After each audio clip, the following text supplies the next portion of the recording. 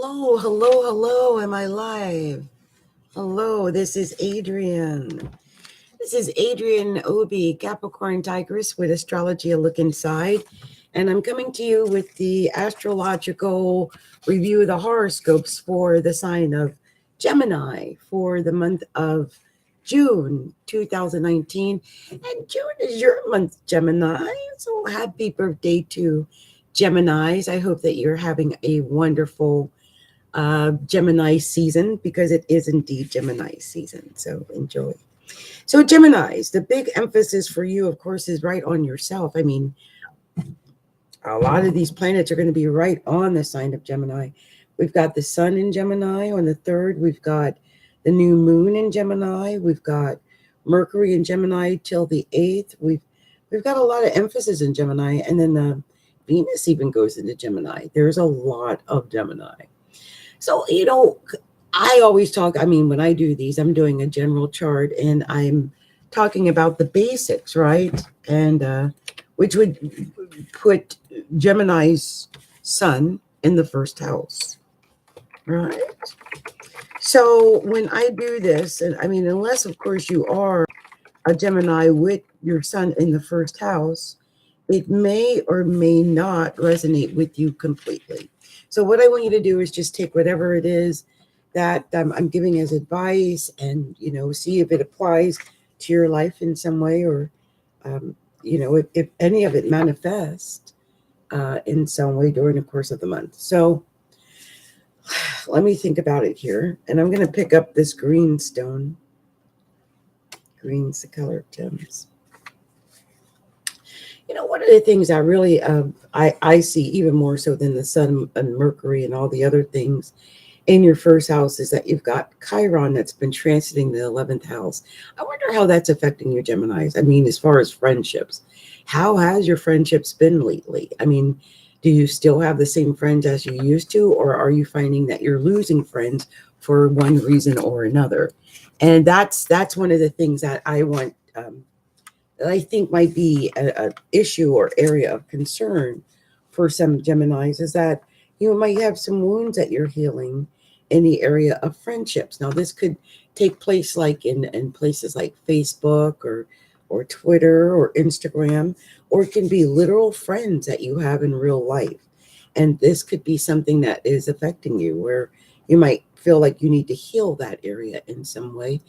Maybe get new friends or heal old friendships or find out what it is that's keeping you and your friends from being apart or seeing eye to eye for whatever reason, Gemini. Now, Neptune also has been retrograding or is going to be retrograding as of the 20th in your 10th house of career. So, Gems, I need you to prepare for that. When anything retrogrades in the 10th house, it might cause some havoc with the career or your image or your reputation or your status or just the way people see you. So be cautious of the reputation you're leaving behind. There was this thing I taught my daughter, and she's so sweet. I remember when she's like, Mommy, sometimes you can't always do that. And she's right. Sometimes you can't, because sometimes you got to tear the place down when you leave. You know what I mean? You got to shut it down.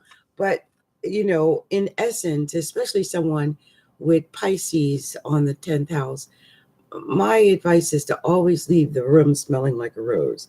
I taught my daughter that years ago. Always leave the room smelling like a rose. What does that mean?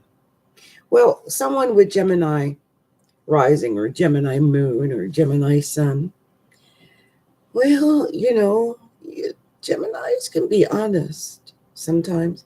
Sometimes they can lie because they want to keep the peace. But Geminis like to talk.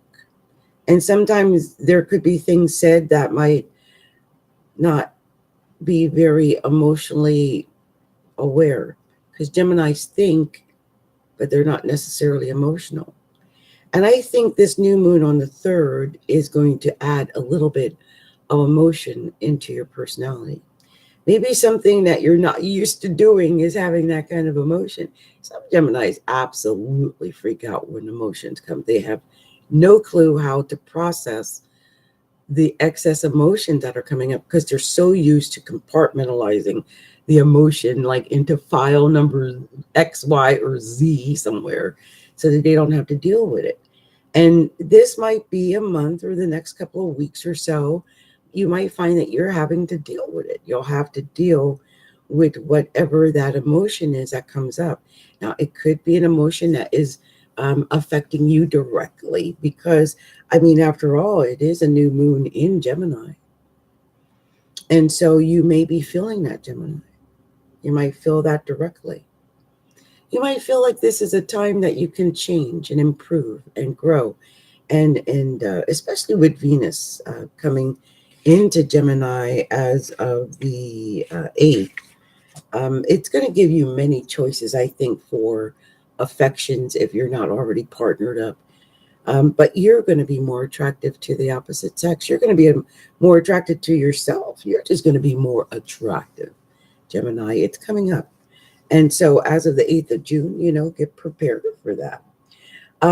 Your money, there may be some money coming up for gems in the month of June as well, because the North Node is in the second house and so is Mars right now.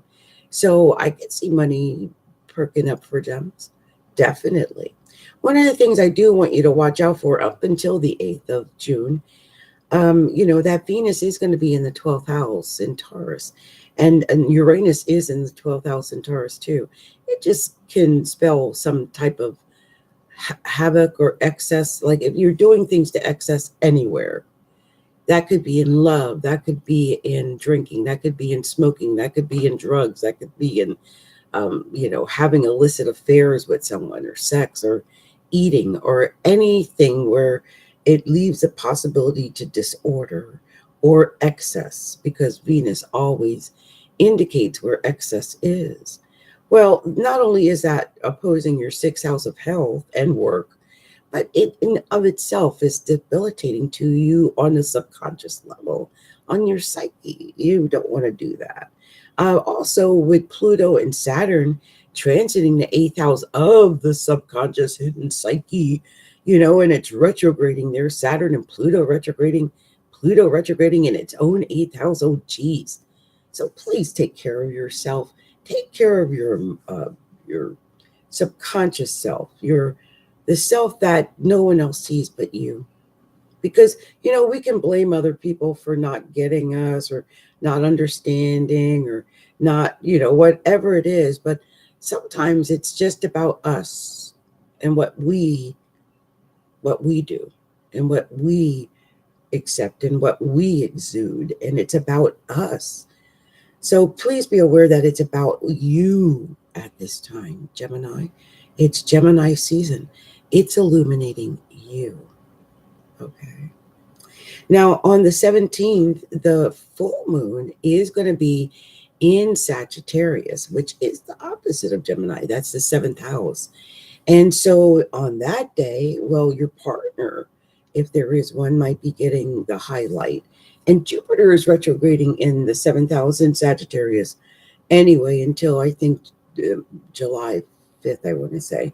So, there might be some emotions in the area of your partnership, your significant partnership. It might get a little emotional that day, especially with your son sitting on the other side, maybe opposing it, putting your foot down like, I'm right. No, I'm right. No, I'm right. No, I'm right. Sometimes it's about compromising. It doesn't matter who's right. It's about keeping the peace. It's about being happy. So make up your mind now whether or not you want to be right or whether you want to be happy. Okay. I hope with Venus in the first house, you choose to be happy. Okay.